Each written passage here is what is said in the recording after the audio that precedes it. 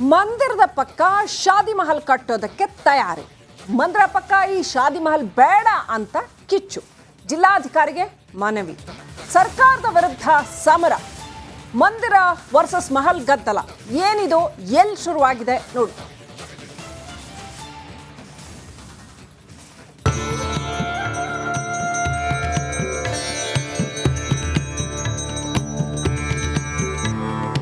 ಒಂದ್ ಕಡೆ ಇತಿಹಾಸ ಪ್ರಸಿದ್ಧ ಶ್ರೀ ಜೋಡು ಮಾರುತಿ ದೇವಸ್ಥಾನ, ಮತ್ತೊಂದು ಕಡೆ ಮಸೀದಿ ಪಕ್ಕವೇ ಶಾದಿ ಮಹಲ್ ಕಟ್ಟಲು ತಯಾರಿ.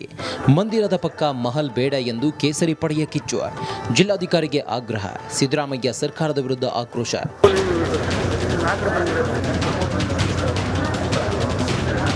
ಹೀಗೆ ಸಿದ್ದರಾಮಯ್ಯ ಸರ್ಕಾರದ ವಿರುದ್ಧ ಹಿಂದೂ ಸಂಘಟನೆಗಳು ಮತ್ತು ಗದಗ ಪಟ್ಟಣದ ನಿವಾಸಿಗಳು ರೊಚ್ಚಿಗೇಳೋದಕ್ಕೆ ಕಾರಣವಾಗಿರೋದು ಜೋಡು ಮಾರುತಿ ದೇಗುಲ ಪಕ್ಕದಲ್ಲೇ ಶಾದಿ ಮಹಲ್ ನಿರ್ಮಿಸಲು ಸರ್ಕಾರ ಮುಂದಾಗಿರೋದು.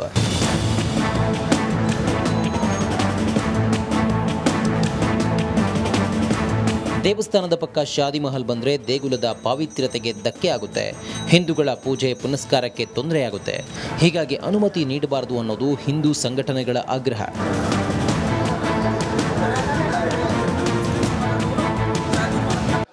ಜೋಡು ಮಾರುತಿ ದೇವಸ್ಥಾನ ಪ್ರಸಿದ್ಧವಾದ ದೇವಸ್ಥಾನ. ಸಾವಿರಾರು ಸಂಖ್ಯೆಯಲ್ಲಿ ಭಕ್ತರು ಅಲ್ಲಿ ಬರುವಂಥ ಒಂದು ಸ್ಥಳ ಮತ್ತು ದಿನನಿತ್ಯ ರಾಮನಾಮ ಜಪ ಮಾಡುವಂಥ ಒಂದು ಸ್ಥಳ.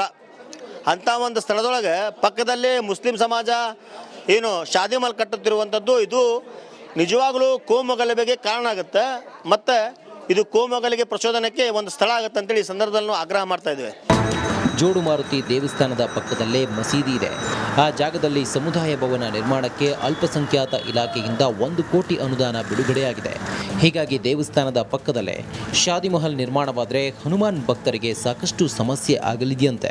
ನಿಮಗೆ ಜೋಡು ಮಾರುತಿ ಪಕ್ಕದಲ್ಲೇ ಯಾಕ್ರಿ ಬೇಕು ಜಾಗ? ಗದಗಲ್ಲಿ ಎಷ್ಟು ದೊಡ್ಡ ಗದಗಿದೆ, ಎಲ್ಲಾದ್ರೂ ಕೊಡಿ, ನಮಗೇನು ಅಭ್ಯಂತರ ಇಲ್ಲ.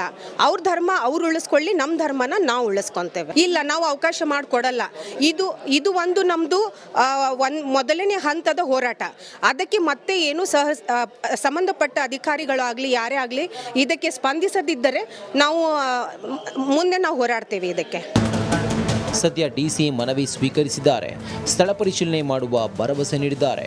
ಮುಂದೆ ಯಾವ ನಿರ್ಧಾರ ತೆಗೆದುಕೊಳ್ತಾರೆ ಕಾದು ನೋಡಬೇಕಿದೆ. ಜೋಡು ಮಾರುತಿ ದೇವಸ್ಥಾನ ಪುರಾತನವಾದ ಮತ್ತು